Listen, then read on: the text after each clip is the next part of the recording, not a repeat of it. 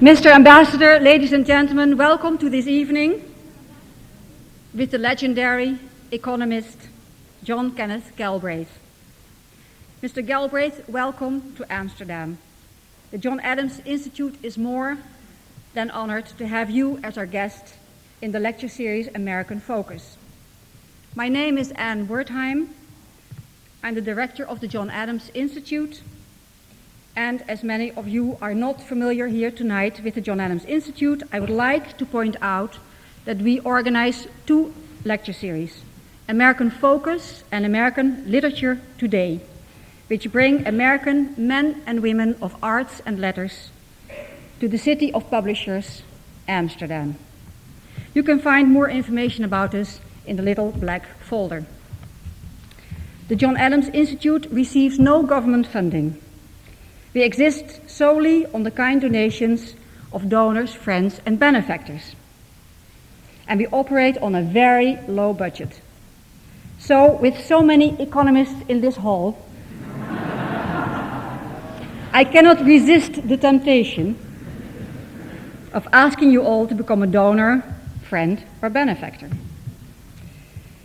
And I would like to point out that we plan to be creating the best lecture center of Europe in Amsterdam. I would like to thank the publisher Antos, Penguin Books, the University of Amsterdam, who gave us this hall, and our volunteers for making this evening possible.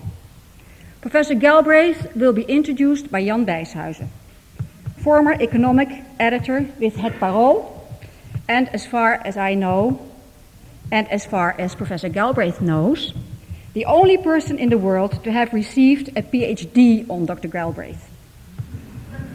Following his introduction, Mr. Bijshuizen will give the floor to Professor Galbraith.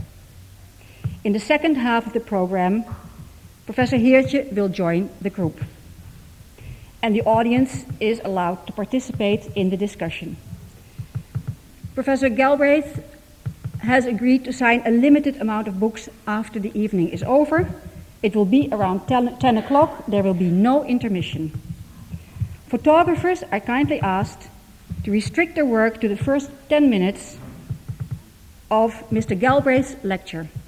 No more photographs may be taken after that, except for our house photographer, Chris van Houts.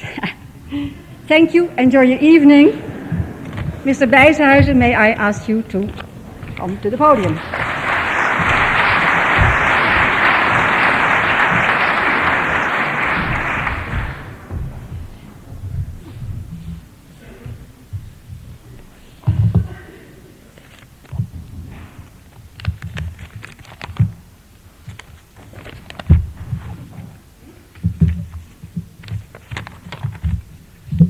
Thank you very much, Anne. Ladies and gentlemen,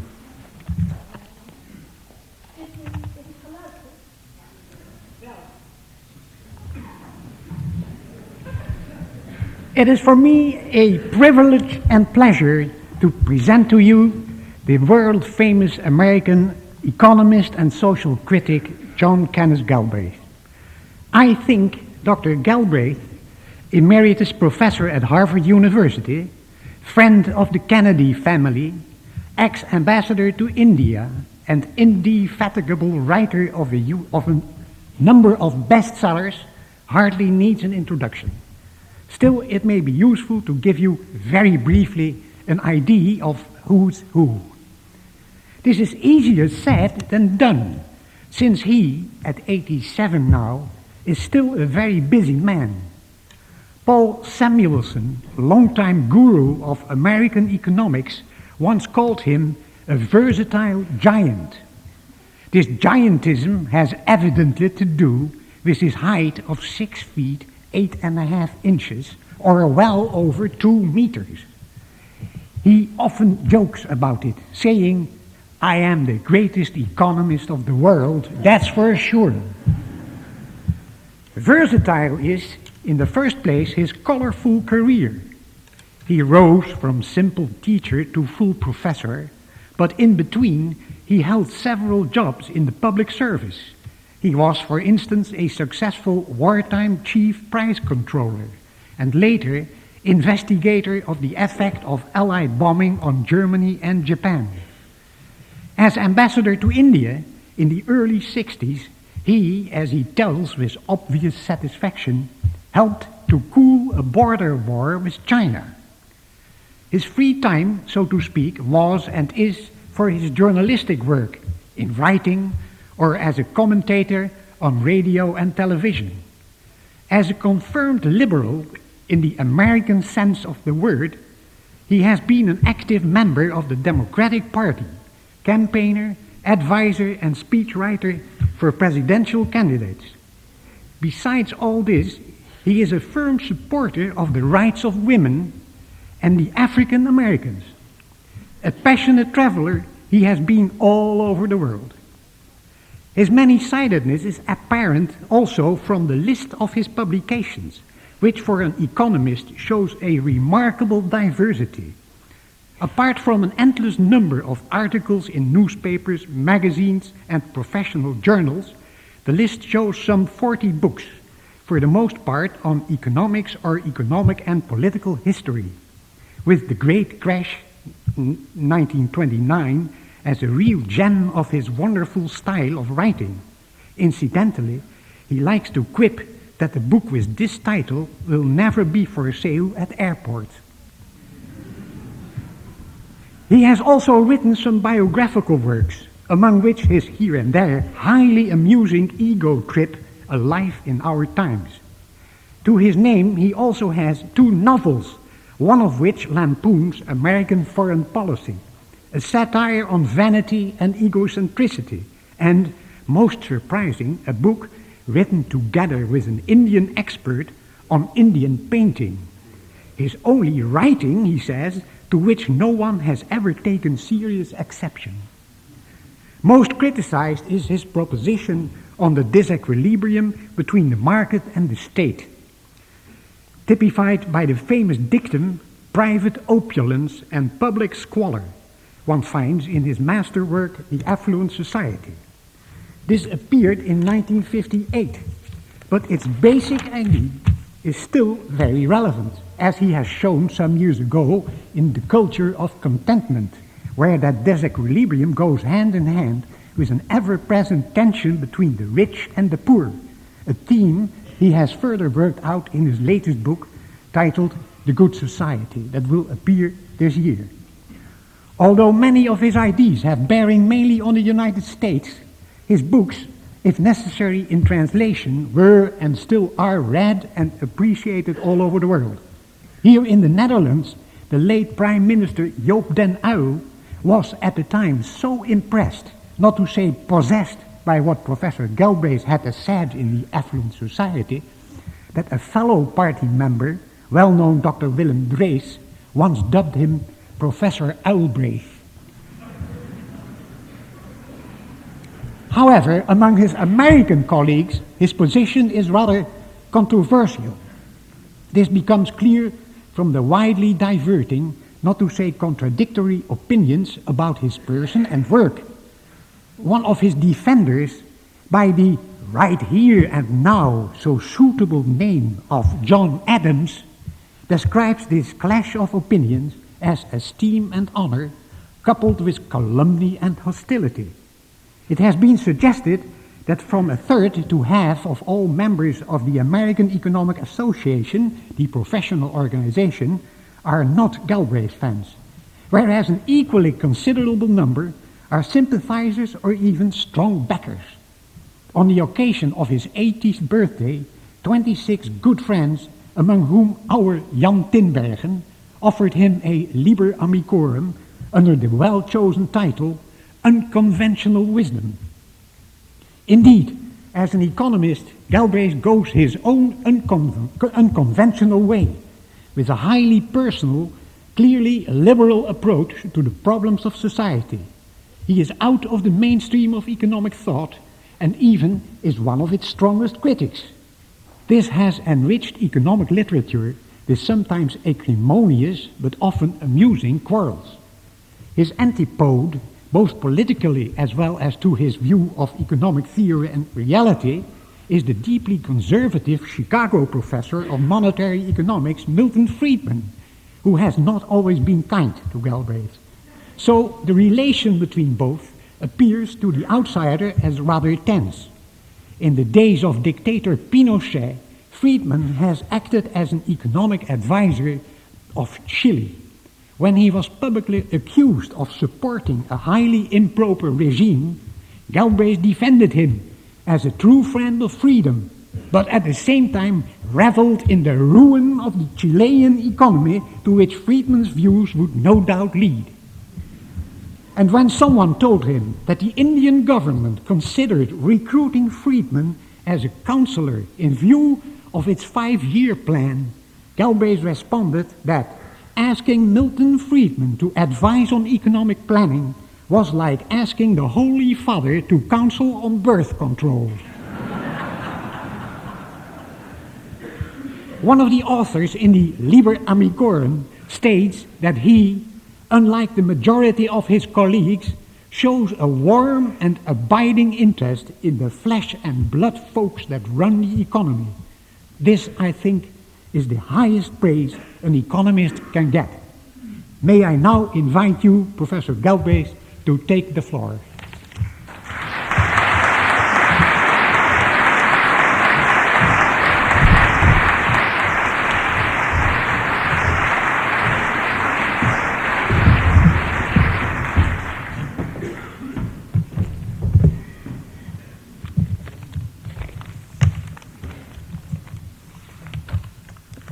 Mr. Ambassador,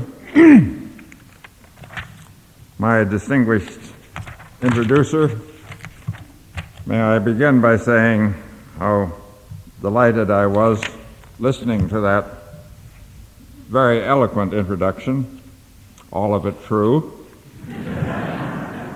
and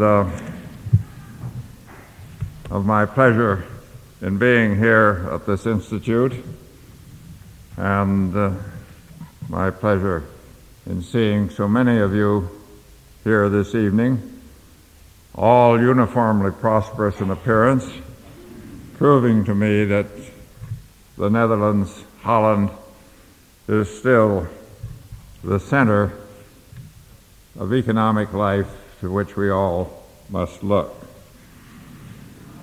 Let me also express my appreciation for the extraordinary engineering arrangements that have been made to allow me to see my notes here. I was at a pleasant dinner last night, and this extraordinary development here reminds me that I used that occasion, and I now repeat, a governing rule of my life. It was, I hope I may be forgiven if I am repeating myself a little. It was I was many years ago at a large meeting in Washington, and I was summoned into the presence of Charles de Gaulle, who said to me, "Professor, what is your philosophy of your vast height?" I'd written this out. There's nothing like plagiarizing yourself. So I said, "Well, Monsieur le President, we tall men are taller than anybody else. Therefore, we're more visible. It follows that our behavior is better. And so the world instinctively trusts tall men." General de Gaulle said, "Magnifique." And then in a great voice, which I cannot imitate, he said, "But there is one thing you have forgotten. The small men must be treated without mercy."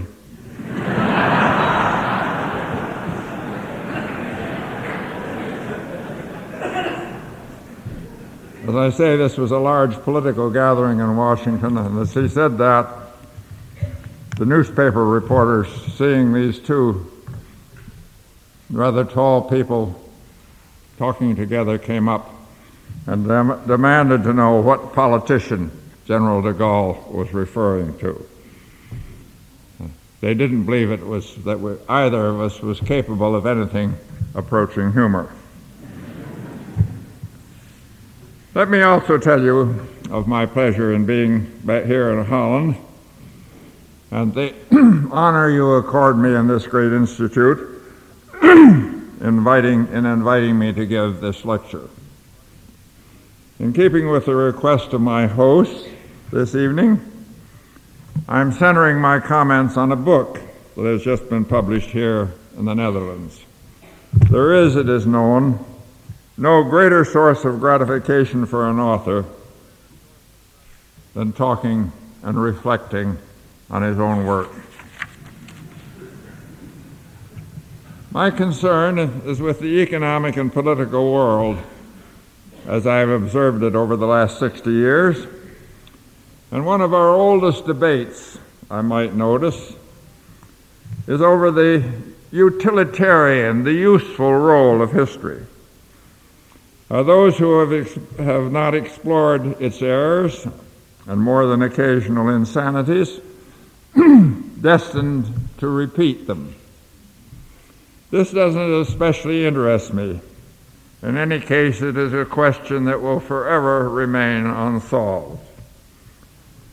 My interest this evening is in historical discovery for its own sake, in the pleasure that in this formidably utilitarian world comes from knowledge, or what I trust may be so described, not for its value, but for the satisfaction it accords. And it is in this spirit that I speak to you here tonight. The spirit of claims to the resulting enlightenment I will pass over. I will seek to be modest, surprising as that may be to many of to anyone who has known me over the years, and it will be devoted to how we may better live in the world of today as we reflect on experience from the First World War down to the present time. There has been, in these years from the First Great War, I think 4 factors which come to attention and which should be emphasized as part of the experience of that time.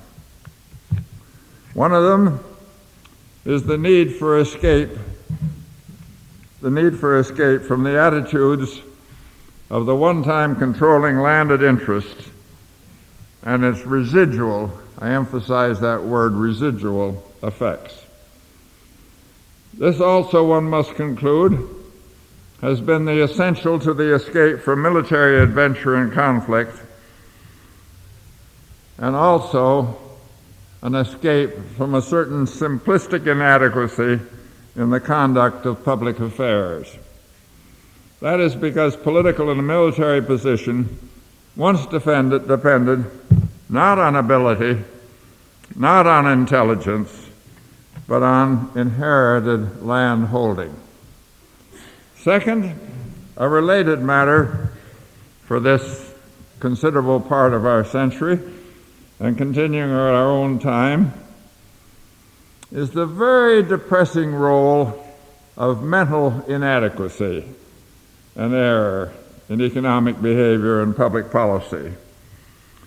A certain human tendency to which we only reluctantly admit and which can be called, perhaps best, highly cultivated stupidity. There is third, as economics has developed as a guiding subject in economic and political policy, its tendency to gravitate to and concentrate on the easy and seemingly felicitous courses of public action, not those that are administratively or intellectually burdensome. Thank you very much.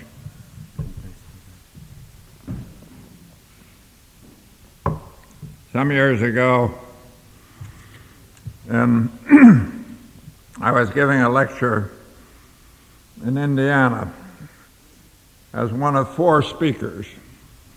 And I was there, Mr. Ambassador, with a Southern senator well known to you, who combined length of oratory with the minimum of depth. And halfway through that evening, as I have just experienced it, he had an attack of something in his throat, and he said, when he got a glass of water tinkling with ice, "Don't you think, no, that ice water is very bad for the vocal cords?" And I sat there that evening, along with almost 1,000 other people who were listening and thinking what a good thing ice water could be. I trust that that is not the effect here tonight. Fourth, there is a passive but powerful influence of economic policy, which is now evident in the far greater concern for inflation than for unemployment, for price stability, even at high social cost. Finally, a related matter, there is in the modern world a strong tendency to prefer a poorly working economy to the discomforts of high and rapid economic growth, and especially to prefer stability to the action that requires economic growth. On this preference, there is a convention of silence. Those who survive, and on occasion even prefer, modest economic performance as compared with strong economic performance, are constrained from ever mentioning it. You must not ever say you prefer a recession. Better on balance, in the United States at least, Holland may be more generous, but it's far better in the United States to be charged with sexual harassment.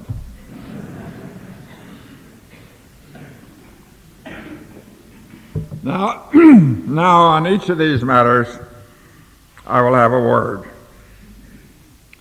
From the most ancient to the very recent times, the accepted basis for economic well-being was the possession of land. From this came social position and political power, and from the urge to possess land also came military conflict. The continuing jealous political and military concern for frontiers, on occasion protecting real estate one might hope would belong to someone else, this is the continuing and residual residue of this ancient commitment. It caused and was used to justify the death of millions. It was also a source of other economic effort. I remember some 20 or 25 years ago having dinner here in Holland one night with the then Secretary of Agriculture of the Netherlands. He was in a confiding mood, and I asked him about the continued reclamation of the Zuider Zee. And he said, I do not object to that. He said, I don't mind spending money for the reclamation of that land. It is only the terrible cost of the subsidies to the farmers once we have reclaimed it. I've had that in mind ever since whenever I visited this lovely country. I think there was a time, unquestionably, when its reclamation was a good thing. But to return to the matter of landed interest. At the end of World War II, I was a member of the team that interrogated Nazi officials and German generals as the war came to an end and they came into our custody. And we were told one day by one general, it was General Alfred Jodl, one of Hitler's, as they were called, nodding donkeys, and these were his exact words. He said, "You are trying to kill Germany. We want to fight wars in the old way and give up a province or two when we lose." That, in the minds of one of the highest of German generals, was the nature of military achievement. That was what wars were about: territory. The modern economy, dominated by industry, trade, and finance, and as no one should doubt, by technology, and by other knowledge and the arts and entertainment, is a far more peaceful entity than a world that was dominated by the search for land. The landed interest also was hostile to economic development. So it remains to this day in much of Central and South America and the Philippines. And so, Mr. Ambassador, it was for a long time in the American South. It is content with its power and position, the landed interest is. It sees no reason for change. In the southern United States, in one lifetime, the removal of the old plantation owners from their land, the free and exemption of the sharecroppers from duty and bondage, was a great force for economic advance, also for civil rights, and this we now see. I address these remarks to our ambassador because he comes from Atlanta, one of the most progressive cities in the Western world, and a progressive city because it has in modern times been exempt from landed influence. Owner-operated agriculture is not hostile to economic development. The two go well together, but neither is an agricultural base now essential for economic development. Let us bear in mind that in the last 50 years, two of the most spectacular examples of economic advance, Hong Kong and Singapore, have had no farmers at all, no landed territory at all. Was that an advantage? Once, as I've noted, Holland was committed large resources to the reclaiming of land from the sea. Now I judge no longer. Land for economic life is no longer seen in this lovely country as important for economic well-being.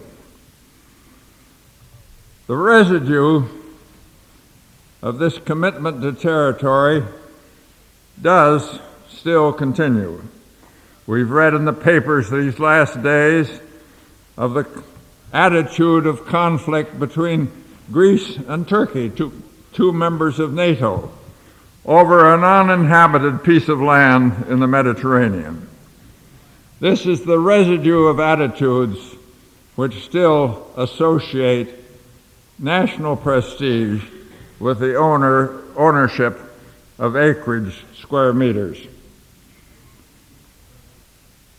Now, next I come to the unspoken role of mental inadequacy, more abruptly called stupidity, in the broad course of history, and equally where military and industrial and financial decisions are involved. We always look in a tolerant way for a plausible, controlling cause of something that has happened. Too often we pass over simple and wholly implausible foolishness. As to military stupidity, there will perhaps be a measure of agreement. How else, for example, could one explain so colossal an error as the Japanese attack on Pearl Harbor in December of 1941, or the decision almost immediately by Hitler to declare war on the United States? Hitler is remembered as a cruel tyrant. He was also more than slightly insane. In Washington, during those tense days immediately following the attack on Pearl Harbor, those of us responsible for public policy, and I was so responsible in a more than modest way, we were caught up in the fear that the Japanese action on Pearl Harbor would force all public and political attention in the United States to the Pacific. This would, for the defeat of fascism and the defeat of Nazism, would have been a terrible thing, and it would not have been a particularly good thing for the country where I speak tonight. Then suddenly, and wholly without expectation, we were rescued by Germany by a colossal act of stupidity. That was the declaration by Hitler of war on the United States, and the memory of the surprise at that action and the relief at that action is still with me.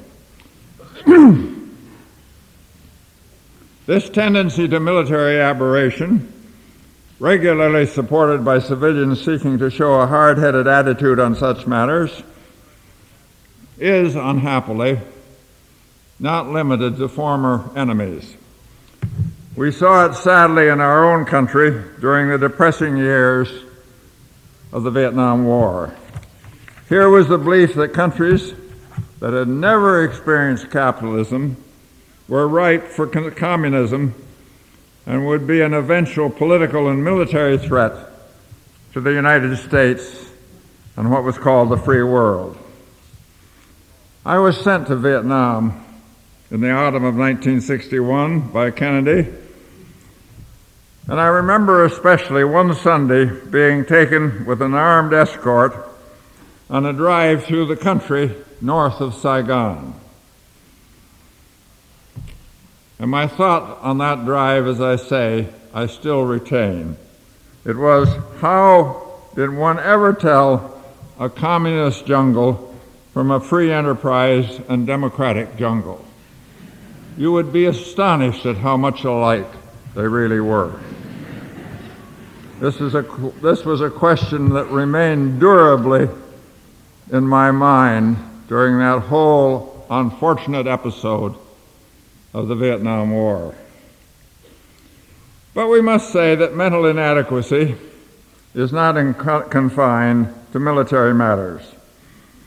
One cannot review the economic history of our time, of all time, without being impressed by the regular descents into financial error, again verging close on insanity. Here again, I must say with pleasure that Holland was a pioneer.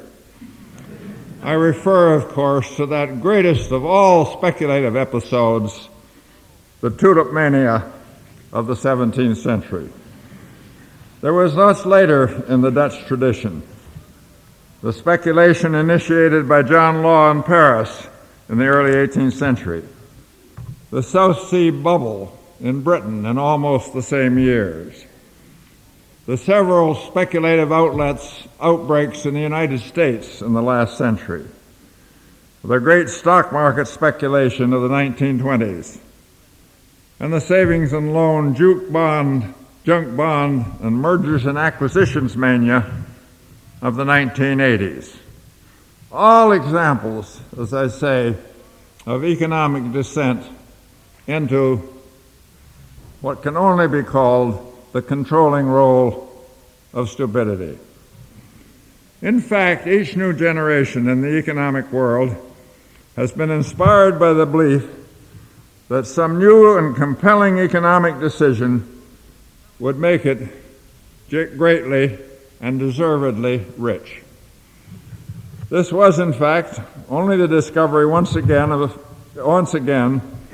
that a rising price could cause innocents to enter the market, that this would then cause prices to rise more, and by so justifying expectation, bring more purchasers into the market, and money would be borrowed to buy whatever was being sold, the so-called miracle of leverage. And all of this will continue until the day of the final reckoning when the supply of innocence is exhausted and there comes the inevitable crash. So it has been in the past, so it will be in the future. So it may be now in New York with the current mutual fund explosion. This could be the fate of the eager young men and women who now administer the seemingly new world of the cash-excessive mutual funds. It is my personal thought that may be so. No reading of history, in any case, can escape the conclusion that of all the instruments of error, none greatly exceeds that in error of the celebrated financial genius. Of him or her, anyone so described, we must always be warned. It is also a warning which, we may be assured, few people will heed. I come now to a narrower focus, to the problems of economic policy and how that has emerged over the years. Since the 1930s and the enduring influence of John Maynard Keynes, economics and economic policy have divided into two parts. There is microeconomics and macroeconomics. Microeconomics is concerned with the behavior of markets, with price and wage determination, with the efficiency of the industrial firm, with inter-industry relationships, and the quality and general effectiveness of the labor force. Macroeconomics, in contrast, is concerned with the broad sweep of economic behavior and associated public policy, with the factors affecting the aggregate of demand for all goods and services. And from this comes the level of employment and the threat or reality of inflation, and concern for the relevant central bank policy and the appropriate taxation and public expenditure, in common language, monetary and fiscal policy.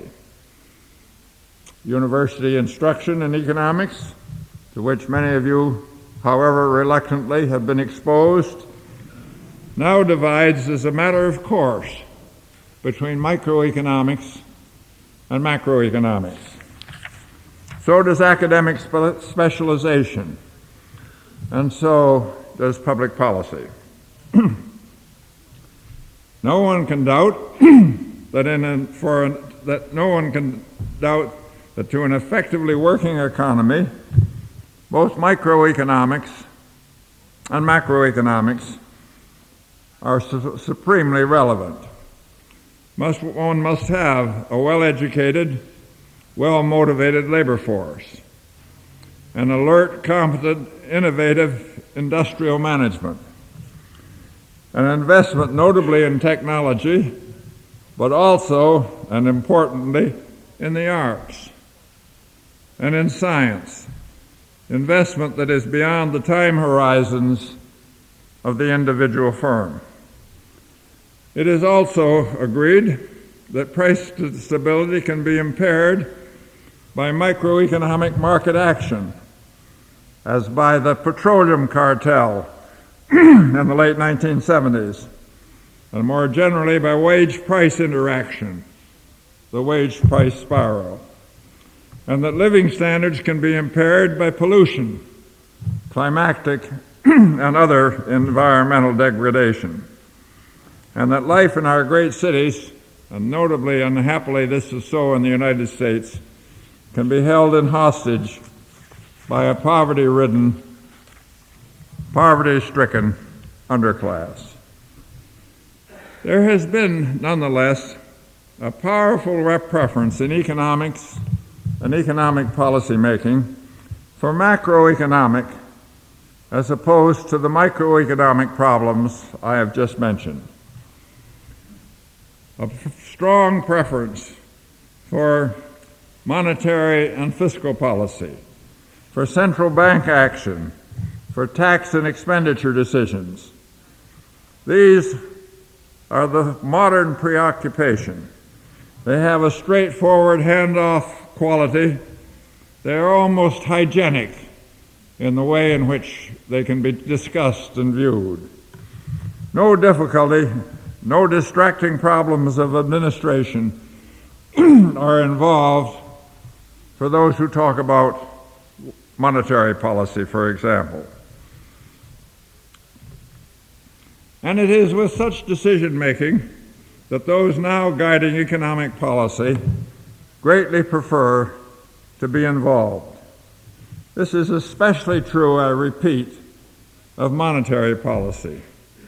How good it is to leave anything as troublesome as unemployment, anything as painful as inflation, to the well-mannered men, and now a few women, who assemble for civilized discussion in the stately chambers of the central banks.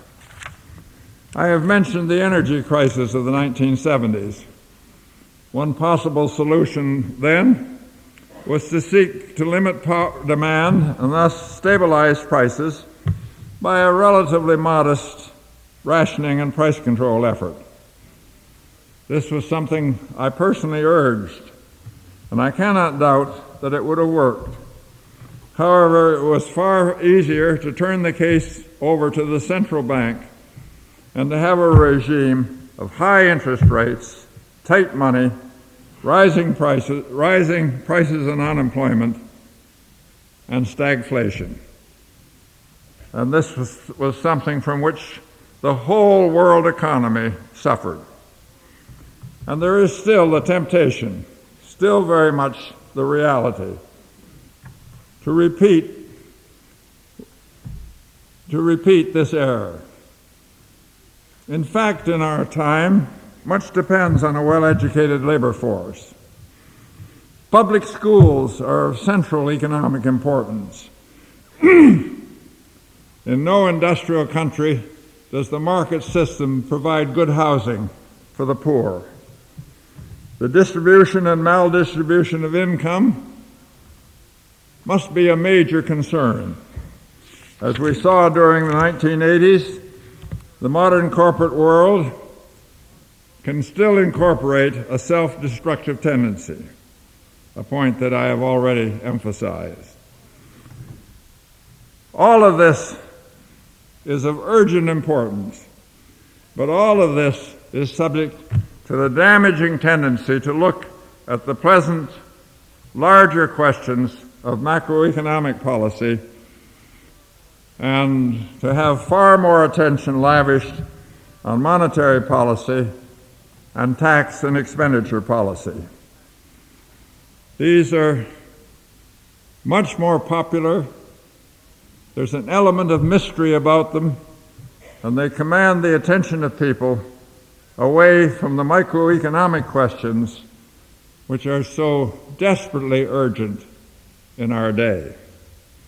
The point must again be emphasized. Economic policy is extensively determined not by what is right and effective, but by what is administratively agreeable and convenient. The time has now come when we must accord primary attention to the economic microeconomic forces affecting economic well-being, to education, to housing, to employment opportunity in the central cities, and to wage price stability. These are matters which I emphasize particularly as an American coming out of our situation, but matters which have a high relevance to all of the advanced industrial countries.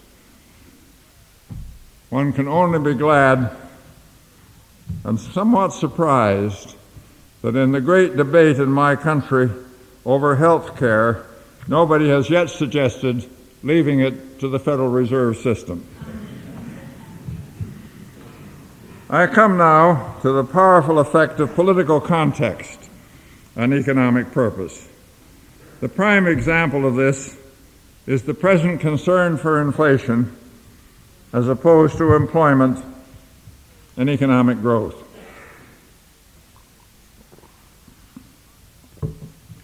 In the modern economy, a large and an increasing number of people live on relatively fixed incomes, and many people have cash reserves held against future need or old age.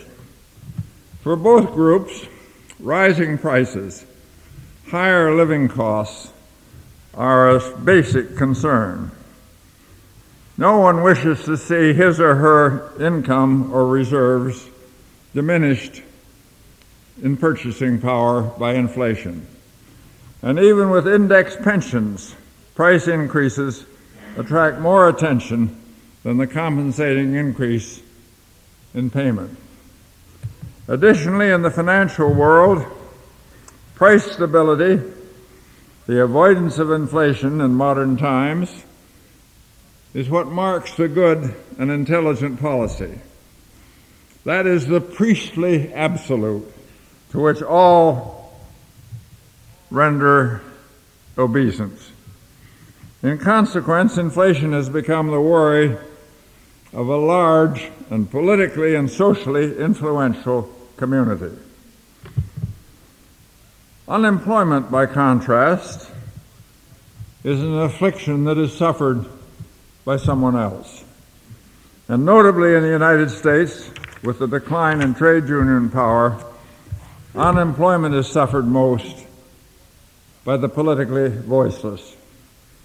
The result in all of the industrial countries is a strong concern for inflation and a concern, but a much more limited concern, for unemployment.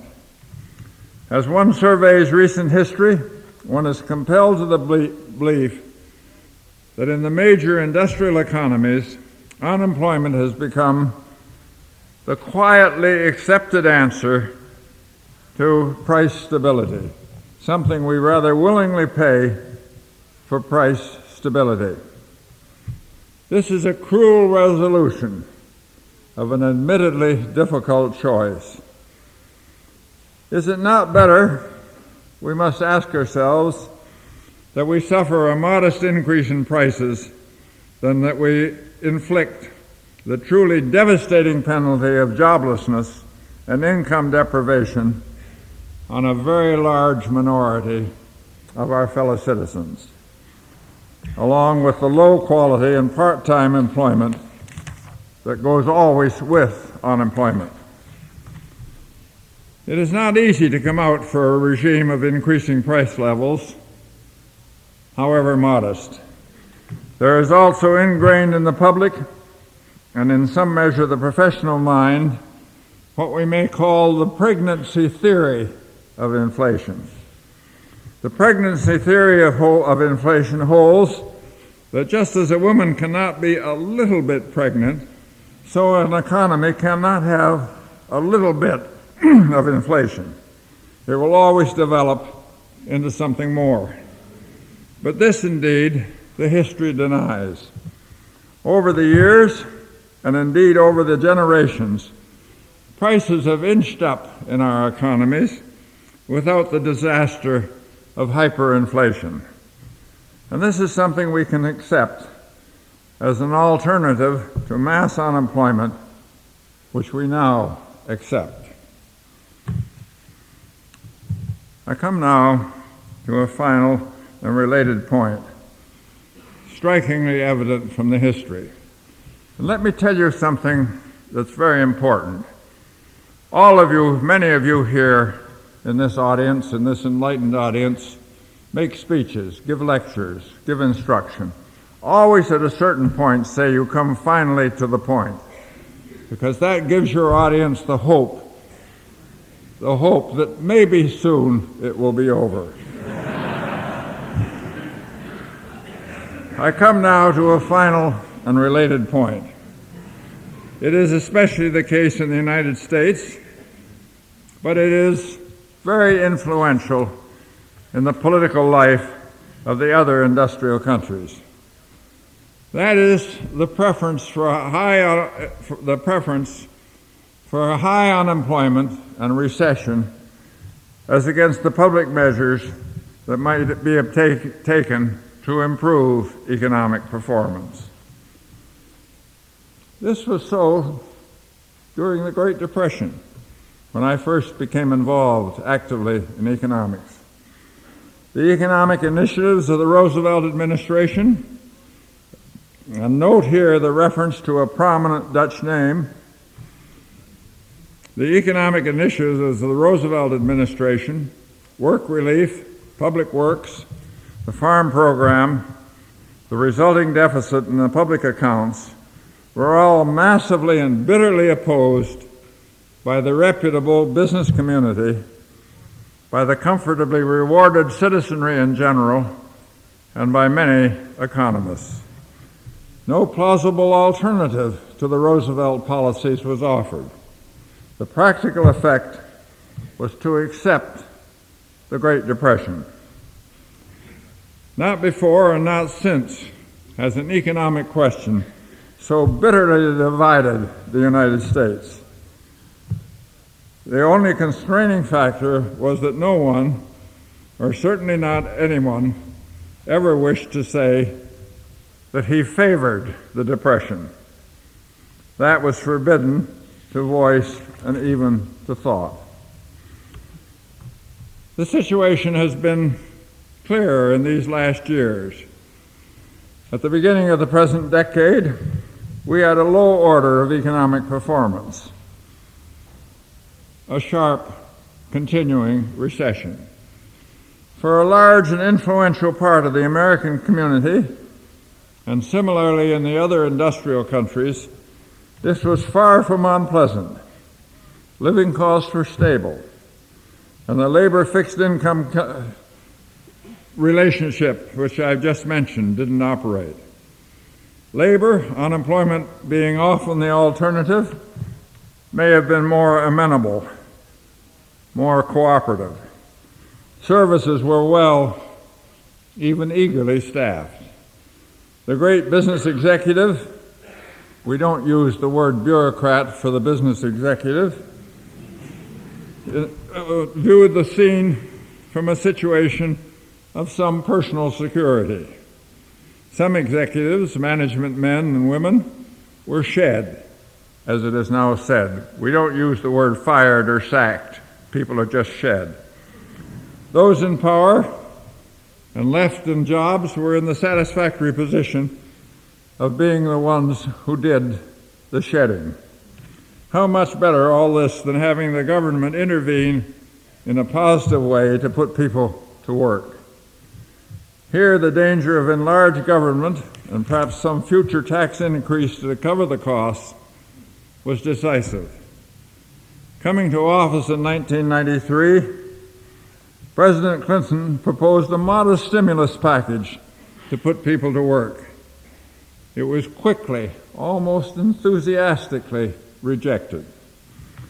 Since then, we've had a recovery as the speculative errors of the 1980s have receded in memory and in effect, and a new set of errors quite possibly taking their place. Promptly and effusively, this has brought concern for inflation. Some have come perilously close to admitting the terrible truth. In the modern world, recession is quite tolerable, and better certainly than the alternative. All economic doctrine and all political expression acclaim vigorously the need for an expanding economy. The comfortable reality is that quite a few people are quite content with poor economic performance. Well, such are some of the lessons of history of which in these past years I have been engaged. There were, I like to think, quite a few more lessons. After all, that is what my research, and rather more my reflection, ended up in bringing a book. History has its own separate and justified interests, however. But I conclude with the suggestion that it does have its value as a guide to intelligence in the present, as a guide to present understanding. And on this note, I take my leave. I must do so before I finish by telling you again my pleasure in being here in Amsterdam and being here at this institute, and now my pleasure in you as an audience. You have ever given every indication of listening to me patiently, not without some feeling of that overwhelming hope that it will sometime end. You have been responsive when I thought response was called for. Let me tell you that as an audience, I love you very much.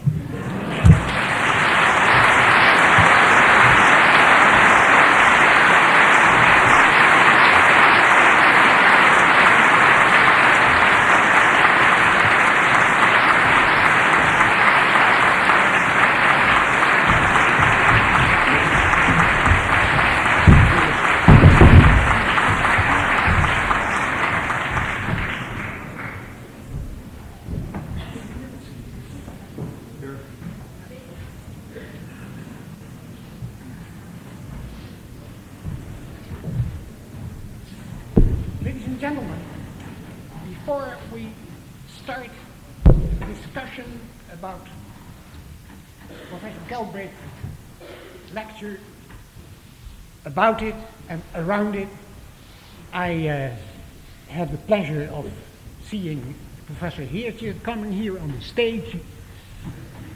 I can tell you, Professor Heertje was my guide to my doctorate not so very long ago. And when I had the doctorate in my pocket, here in this same hall, on this spot, he came forward with an envelope, and that was an envelope from Cambridge, Massachusetts. And in that envelope was a letter from John Kenneth Galbraith. Congratulations. Thanks again, Professor Galbraith. And thanks again. Will you take a... Yeah. Mr. Ambassador, Professor Galbraith, ladies and gentlemen, even if we stop by now, we had or have already a great evening, not only for you, but also for the University of Amsterdam. We listened to two great introductions. We listened to a great speech by a great economist, and we are only looking forward now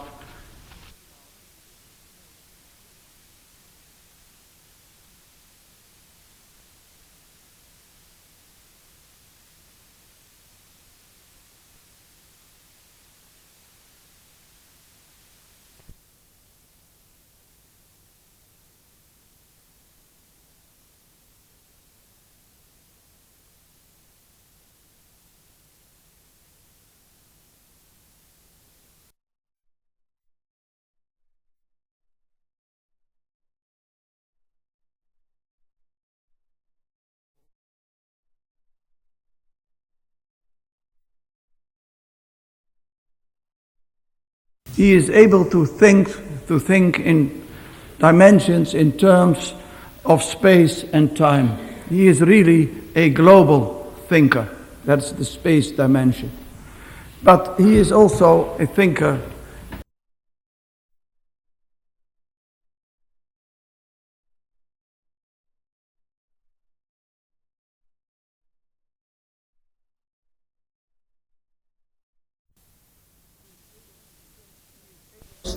He is able to think in dimensions, in terms of space and time. He is really a global thinker. That's the space dimension. But he is also a thinker from the past into the future. And in this sense, he is a thinker from the point of view of the time dimension. But there is also another important feature, and that is the feature also referred to by our late Professor Klant, who once said that all great economists, from Adam Smith to Marx, from Malthus to Keynes, not only liked to explain the world, but also liked to change the world. And I think Professor Galbraith is a very good example of that feature. If I may say so, he is more a mover of the world than an economic theorist. And I think he likes to be like that. Now, if for me, as a humble Dutch and even more restricted Amsterdam professor in economics, of course it is a great privilege to start the discussion with Professor Galbraith. And I would like to pick up two items from his speech. I do not like to go into his remarks about Germany. I only mention them in passing, saying that I do not like to go into them, because I have, in that respect, quite another experience. But the two topics I would like to introduce, and I hope that it will stimulate the discussion. The two topics are the question of inflation and unemployment, and the question of micro and macroeconomics. And I think both items are also important because they are, from a practical point of view, very relevant also for the Dutch economy. Just a few remarks about the question of inflation and unemployment. I have the impression here that Professor Galbraith is still thinking a little bit within the traditional Keynesian framework, as if inflation and unemployment are antagonistic. And of course, if we put forward the question put forward by Professor Galbraith, whether we would like a modest rate of inflation compared with huge unemployment for a very large minority, the answer is very simple. We better would have a small rate of inflation instead of huge unemployment for, well, a huge part of the population. But I don't think that is the right question to ask. The question to be put forward is whether inflation is a low rate of inflation, or even a rate of inflation 0, is a condition for lower rates of unemployment. And in view of the structural character of unemployment nowadays, in particular thinking in global terms and looking at technical change, the question may be raised whether inflation would really endanger the situation with respect to unemployment instead of being of much help. Of course, inflation in principle is easier to cope with, in particular with the help of monetary policy, and in Holland we experience a situation where we have a very subtle and very strong monetary policy, but also, I must say, a very effective monetary policy if we look, for example, at the position of the guilder on the currency market. And perhaps you might say it is monetary policy is easy. It is easy to cope with inflation by help of monetary and fiscal policy, and it is easier to cope with inflation than with unemployment. But still, the question is, even then, whether inflation is not very dangerous to cope with unemployment.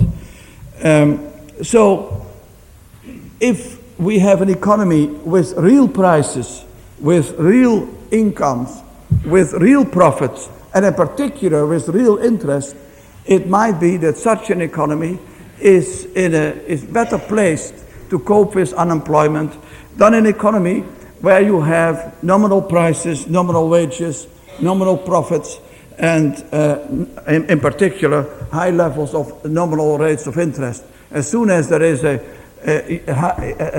are higher rates of inflation, you also have, of course, higher rates of interest, and that is very damaging from the point of view of investment, for example. So, to sum this up, to cope with unemployment without inflation is already a major problem. And with inflation, it becomes even more a disaster. And I would add in this connection that, in my view, for example, the Dutch government, but also other governments, in fact, are really concerned in general about unemployment. Now, the second, this is to a certain extent, I think, a very old debate about inflation and unemployment. The second topic is of much more interest. The topic, the relationship between microeconomics and macroeconomics. First of all, from the point of view of economic theory, I would like to point out that macroeconomics nowadays is much more founded on microeconomics than in the old days, in the old days of Professor Galbraith, so to speak, and if I may say so, of myself, because I'm also a rather old man. But the distinction between micro and macroeconomics was much stronger 30, 50, 40 years ago. Macroeconomic theory is to a large extent also microeconomic theory based on the behavior of consumers, producers, and owners of the factors of production. And in both types of economic theory, both parts of economic theory, the theory of games plays a very important role. So already there you see a lot of integration. Now this integration is also reflected, I think, in the sphere of economic policy and at the practical level. In the sphere of economic policy, I would like to defend the position that there is less emphasis on macroeconomic policies, fiscal policies, monetary policies. They play a role, but they play a role more as a condition for economic policy and for the improvement of the economy than as a major element as such. And I would like to refer to two parts in this connection. Competition policy. In the Dutch economy, I think competition policy is becoming more and more important. Already the former Minister of Economic Affairs, who is also present here tonight, but also the present Minister of Economic Affairs, emphasized highly the importance of competition and of competition policy. And of course, in a global economy, potential competition and actual competition is very important. Also, if we take into account the factor of the role of technical change. Now, we see more and more emphasis on competition, and this is highly related, I think, to microeconomic ideas and insights, also coming from theory. The second interesting development is that one realizes more and more that a very important source of economic growth, apart from labor, the quality of labor, and technical change, a very important source are institutional changes, the changes in institutions. Every day you see that traditional structures are wiped out and that new institutional that new institutions are set up. And that is very important. And the relationship between rules, the relationships between the law and economics is becoming more and more important. And that is, again, due partly to economic theory in the sense of economic analysis of law. And I think that these ideas about institutional changes and seeing the development of new institutions, they are more of a microeconomic character because they reflect also ideas about the behavior of bureaucrats, of the citizens as consumers or producers, than they are of a macroeconomic nature. The major problem, one of the major problems, both from the point of view of theory and in practical life, I think, is the problem of the balance between the degrees of centralization and the degrees of decentralization within the public sector, within the private sector, and between the public and the private sector. There is a very subtle equilibrium there, what is needed. So, well, I understand I have to finish my remarks because I see. Thank you. Professor Galbraith, do you feel going into Professor Heert's remarks? Pardon? You feel going into Professor Heert's remarks right now? No, I want to hear you. You want to hear me?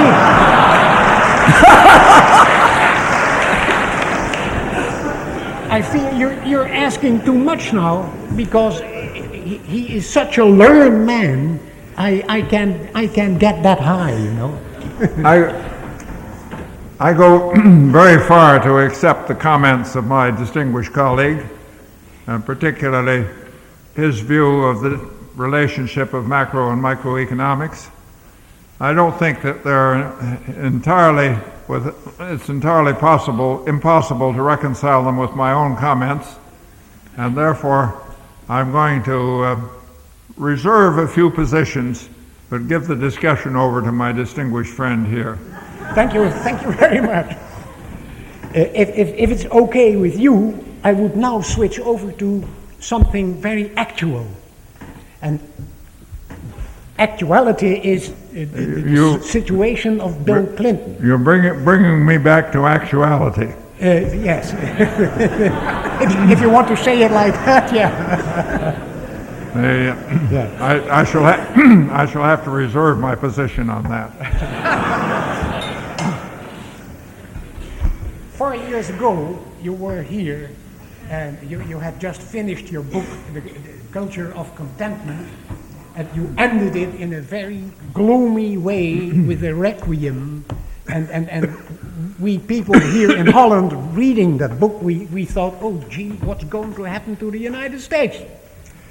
But at the same time, in November 92, Bill Clinton had been elected president. He was not yet in function, but he had been elected.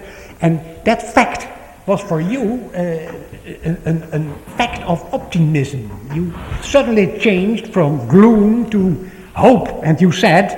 that was just a slight delay in the situation. I was really anticipating Steve Forbes. Very good. But then Bill Clinton governed the United States for years, and in his last State of the Union, he said a thing like this: "The era of big government is over. For too long over. Our welfare system has undermined the values of family and work instead of supporting them." That sounds like Reagan and Margaret Thatcher together. Is your confidence in Clinton still there, or has it white-watered down? Well, I still prefer Bill Clinton to any foreseeable alternative.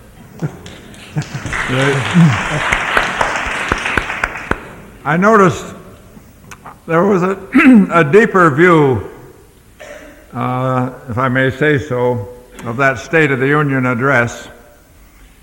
He said at the beginning, the era of big government is over. He made various other concessions to the center and to the right. And then in the last half of the speech, he affirmed all of the old social democratic values, from health care to a basic safety net. And so there was this, while no one would ever accuse a president of the United States of playing politics, there was a certain tendency there to satisfy those who are satisfied by oratory, and then go on to satisfy in substance those who wanted substance. Thank you. It was, I think, a very well-designed speech. Mm-hmm. But how do you see Clinton's chances for re-election? And I think now of Hillary, the budget problems, Paula Jones, the primary colors, the anonymous novel, recession, private debts, and all these drawbacks. Is he still in the picture? Well, I have a problem here in contending with somebody who has read the recent newspapers more carefully than I have. But I have one special plea to make. I would not like to predict the next election for a simple reason. I have discovered over the years that everybody remembers my wrong predictions and everybody forgets my right ones. I do think that Mr. Clinton at the moment is in a relatively strong position, and I hope that this continues. There's a basic point here which all who follow American political process, well, there are 2 points. One I made last night on television. We must never forget that in the American political process, there's a very large element of recreation. An enormous amount is done for the pleasure of for the pleasure of creating the evidence of a contest, something approaching a football game. The other and more important point is that we have in the United States, and I hope this never comes to Holland, we have invented the negative commercial, the negative political statement, in which you value not what you're for yourself, but what's wrong with your opposition. And the Republicans in the United States have carried that in these last weeks to extremes, where they have done an extraordinarily good job of destroying each other in an election where Mr. Clinton has no competition. I don't like negative campaigning. I find it objectionable. But if we have to have it, I very much want the Republicans to do it.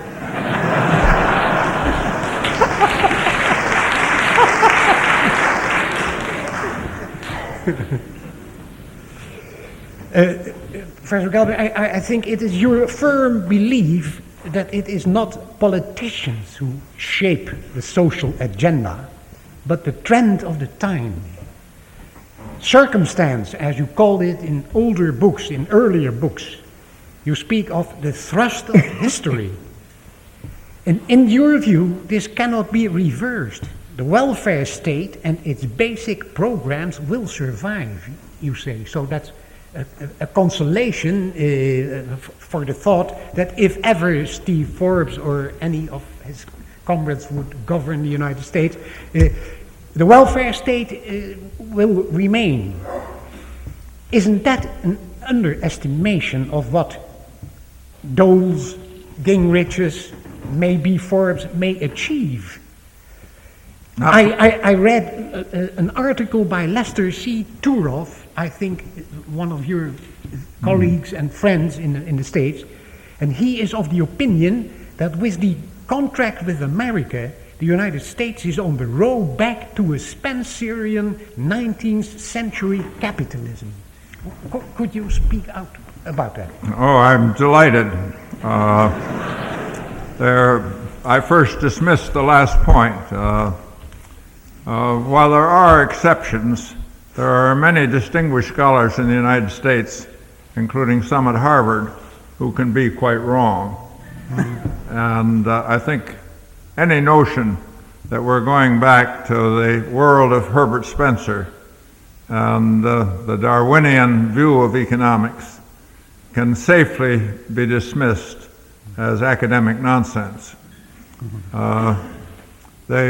I do believe that the welfare state here in Europe, here in Holland, in the United States, was created not by socialists, not by social democrats, not by professors, but by the thrust of history.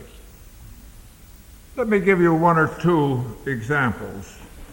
In my youth in Canada,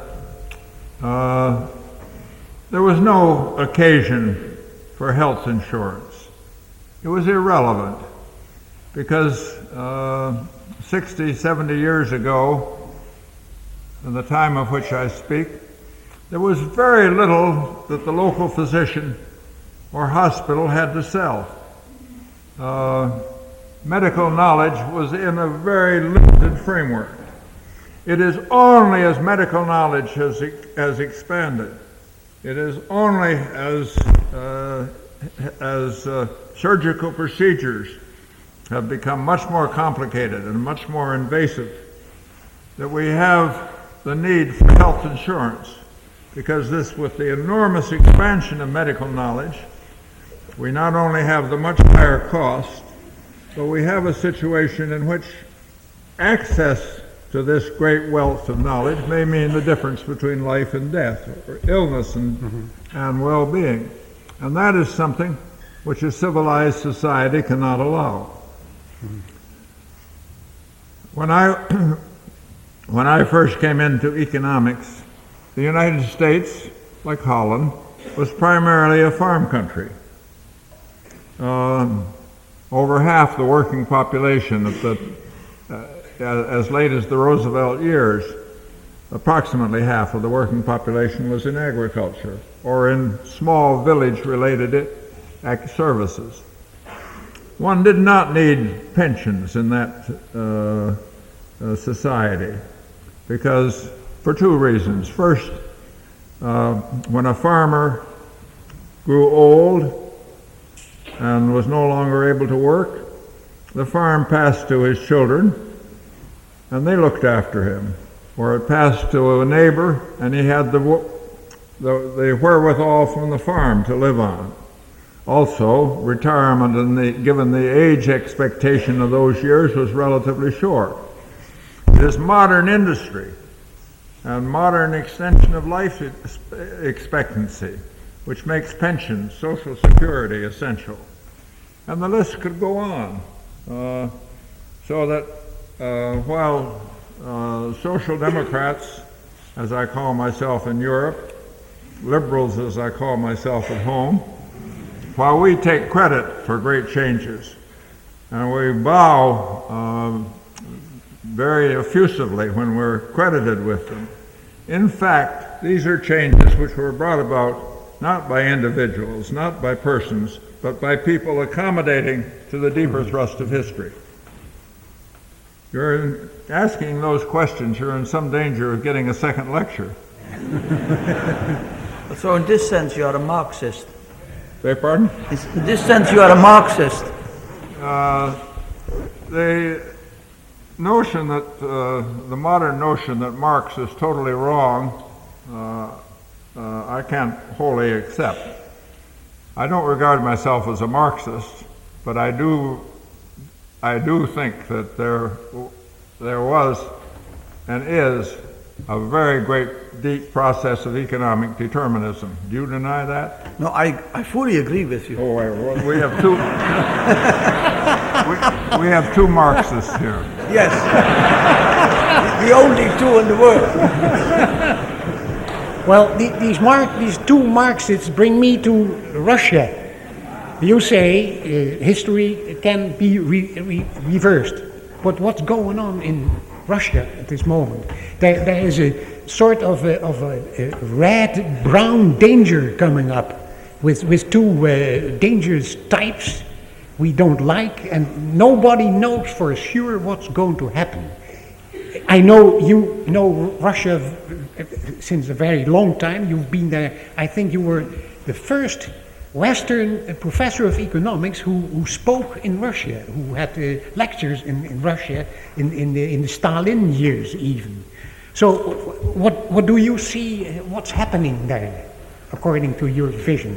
Well, in the autumn of 1989, somewhat to my surprise, I was invited November of that year, late October maybe, to give some lectures at the Karl Marx University in Leipzig in East Germany.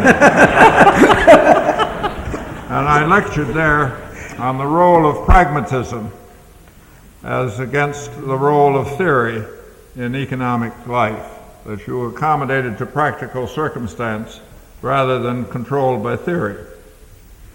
I have always felt that that lecture of mine was what started the Great Revolution. Anything that can be done to promote that idea, I would find very satisfying. But I come back to the main point.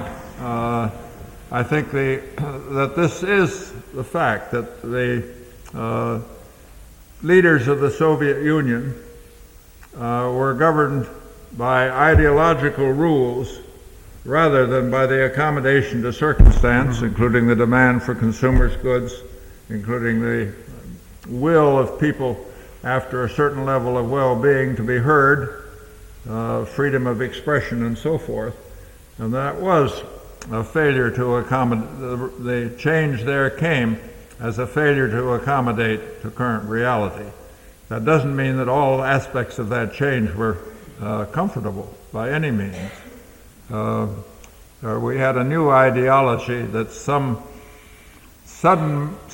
miracle of capitalism would allow for a wonderful rapid transition to the modern Western state, modern Western economy.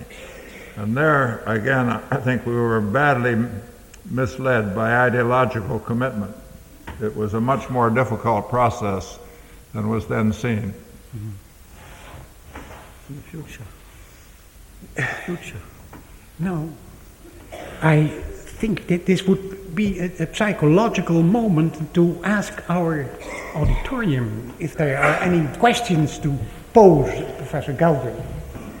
If there are, please come forward and formulate them, and you'll certainly get an answer. I'll get you to repeat the question. Perhaps it's very difficult for me to come forward, but Professor has talked about inflation and unemployment. Is there any relationship between the redistribution of wealth over the world on which you would comment? You have spoken about inflation. You repeat the question. And yes, I repeat the question. If I understand you well, you ask if there is any influence of redistribution of wealth in the world. on inflation and employment. Isn't that so? Yeah, especially on employment. That was a very good question, and a very important question. And if my lecture had been twice as long, it is certainly one that I would have mentioned, covered. There can be no question that the modern market system, the word capitalism has kind of gone up, has become intellectually incorrect. There's no doubt that the modern market system distributes income in a highly unequal fashion, and to some extent in a highly erratic way. And therefore, there can be no question, in my mind at least, that one of the elements of the good society is a strongly progressive system of taxation, that this is absolutely essential. And as I say, it's possibly to my discredit that I didn't give that more emphasis in the lecture that you just heard.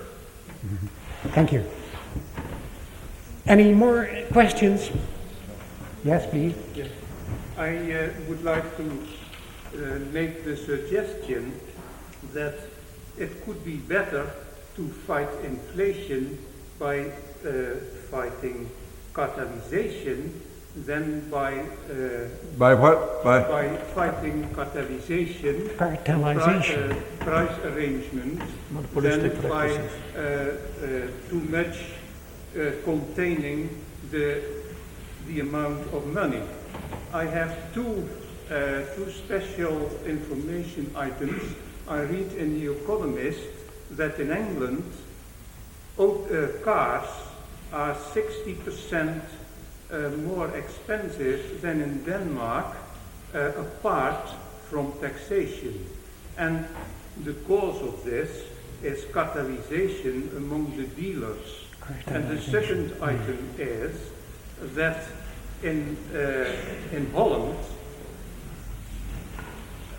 has once been called the cartel paradise, and in Holland between 1960 and 1990, not a single question has been asked in Parliament about unofficial cartels. And therefore my suggestion is, and I would like to hear the opinion of Professor Galbraith about this, my question is done enough to fight inflation by fighting cartels? You got it? You want to summarize it? Is there done enough in this country and maybe everywhere to fight inflation by grabbing the cartels? Now, I would not agree. There is a case against monopoly and monopolistic exploitation of the consumer. But generally speaking, I feel that issue, cartelization, monopolization, has sunk into the background. It was once a very important feature, particularly of American politics. We led the world in our commitment to antitrust enforcement. But various factors have intervened, and as I say, put that issue back in the shadows. For one thing, the global nature of the modern economy makes the control within any country difficult, possibly impossible. Second, with a high standard of living, the amount of suffering that could result from occasional monopolization, the occasional cartelization of products, is something that can be suffered. It isn't something about which we should get as excited as we were in the last century when it operated to a substantial extent against urgent necessities. It operated then against some marginal things too. One of our greatest cartels in the last century in the United States was in tobacco. But the combination of a high diverse standard of living and a global trading system causes me to put that issue rather into the background. I think it's interesting that it was raised, important that it was raised, but it is not something which any longer commands my first concern. We also have another point that has to be made. We also have worked into the modern system a process for countering cartel power. And that is something which I have written about, urged over the years, the tendency where you have power of that sort to have countering power against it, where one has consumers' goods that are monopolized to the extent they are, one has the countervailing power of the modern supermarket chain. There's an equalizing process that has worked into the system, which has also put this issue into the shadows. There was once a time in the United States when after the cabinet positions themselves, the most famous person in Washington was the antitrust prosecutor. Now nobody even knows his name or her name. It has, as I say, disappeared from the public consciousness. I'm sorry about that too, because I once taught antitrust law, and I was rendered obsolete by those social forces that I've already mentioned.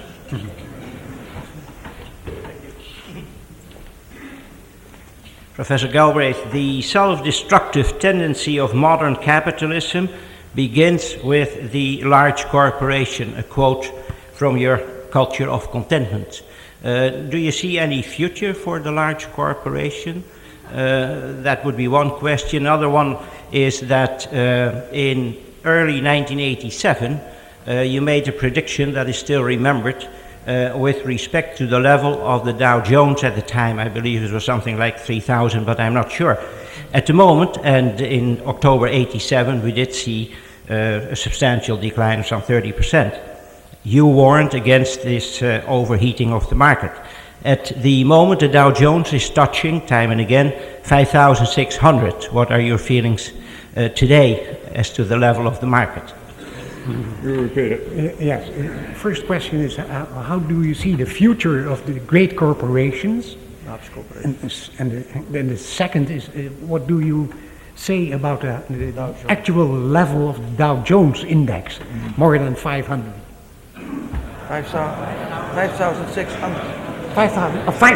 5,600. Well, the first question, the answer to the first question is something which I would especially stress. There is an unquestioned institutional change with which we cannot control, and perhaps shouldn't try to control. And one of those is the development of the business firm and the corporation, including the large corporation. We may not like it, but it is part of a larger process that I think lies beyond the reach of economic action. As to whether there's a element of speculation in present common stocks in New York and elsewhere, I wouldn't doubt. And while I don't want to make predictions, I would not tonight affirm the stability of the Dow Jones Index. How is that for an evasive answer?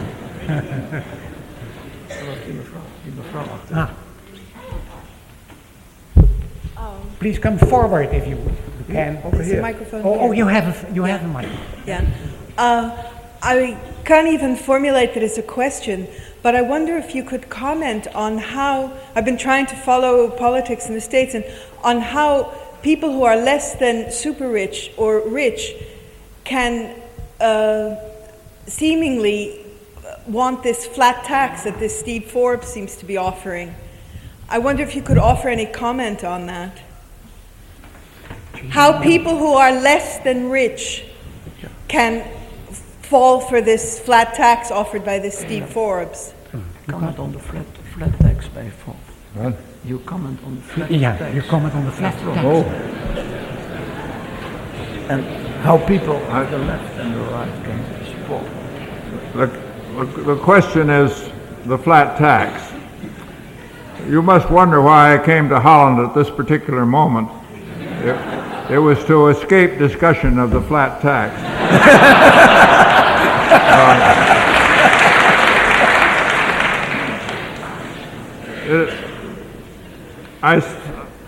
I said in my prepared remarks that you have to allow in this world for a certain element of stupidity verging on insanity. And that is certainly applicable to the flat tax, which would, it's an incredible thing. It would lower taxes on the rich, exempt all income and dividend revenues from taxation, and would increase taxes on people of middle income and poor. It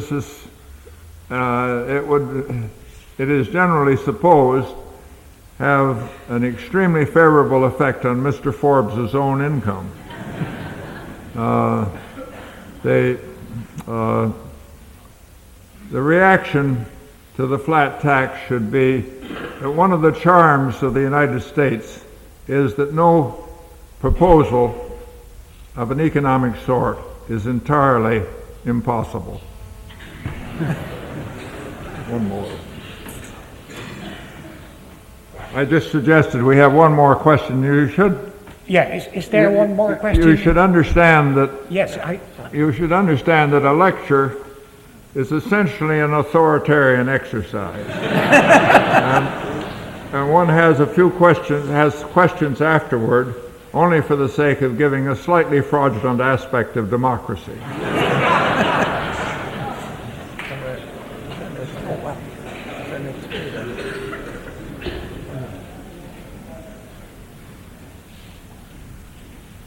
Good evening.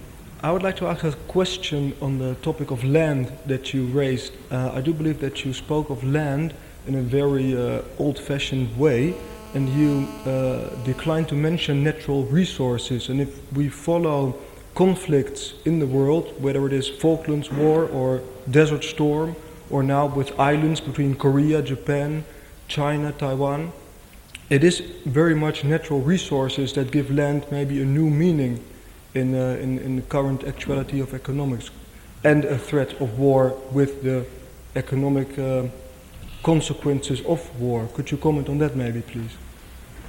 You got that? You get it? Yes. What about the issue of natural resources is not becoming more important than the issue of land? I've never. The question is, broadly speaking, whether natural resource supplies are more important than land. Yeah. This is something I must confess to which I have given very little thought. We have a long-run problem, and maybe a short-run problem, of natural resource conservation. One of my friends over the many years, including the time I spent in Asia, is the Dalai Lama, who was visiting us in Cambridge, Massachusetts a few weeks ago. And he made a comment to me in conversation, which I'm still puzzling about. He said, "You're in favor of economic development?" And I said, "Yes." "And you particularly want to see it in the poor countries?" And I said, "Yes." He said, what will this world be like when everybody has an automobile?" It's a puzzling question. That we have the possibility, a greater possibility of natural resource exhaustion than we have of available land is quite possible. But I must say it is a matter to which I must confess I've given very little attention. Looking at the clock, I think I will ask you one more last question, and a very international one. Like your longtime friend Jan Tinbergen, who advocated a world government, you set great store by the United Nations, which must be paid for by the rich countries, you say, and, as you say, quite definitely the United States. Can one still believe in this organization that in former Yugoslavia was outclassed by NATO, and because of the defaulting United States is on the verge of bankruptcy?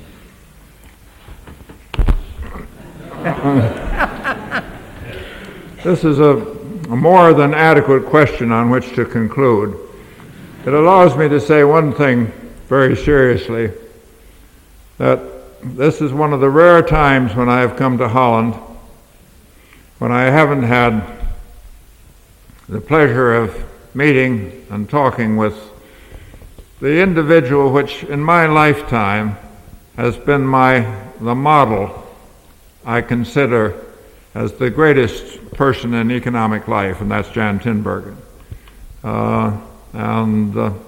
It is a point of sorrow for me to come to Holland and not any longer see that very great economist, one of the greatest socially oriented figures of our time.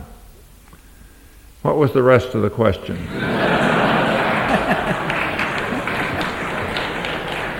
Can the United Nations, can they exist without the dough they need from the United States? Well, it has become fashionable in some parts of the United States and some parts of the world to attack the United Nations. I am a strong defender of the United Nations. It is the closest approach we have to world order and world government. One of the shocking things in modern American policy is that we do not support the United Nations to the extent that our obligations require or suggest. And as long this, given our closest approach to an orderly supervision of world power, I conclude that we must support the United Nations. We must see it as an absolutely essential instrument, and we must do anything possible to make it more effective. Let us not be at all backward in our support of the UN.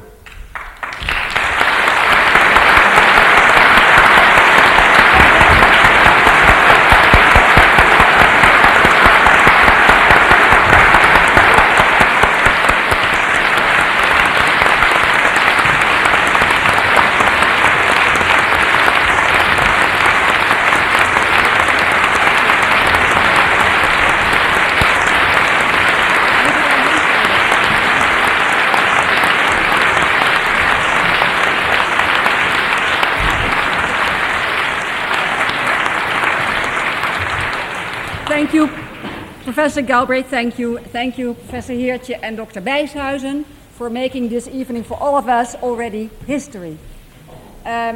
Professor Galbraith will sign a limited amount of books, and it's been a very long day. Catch your train, have a drink, come again. Thanks.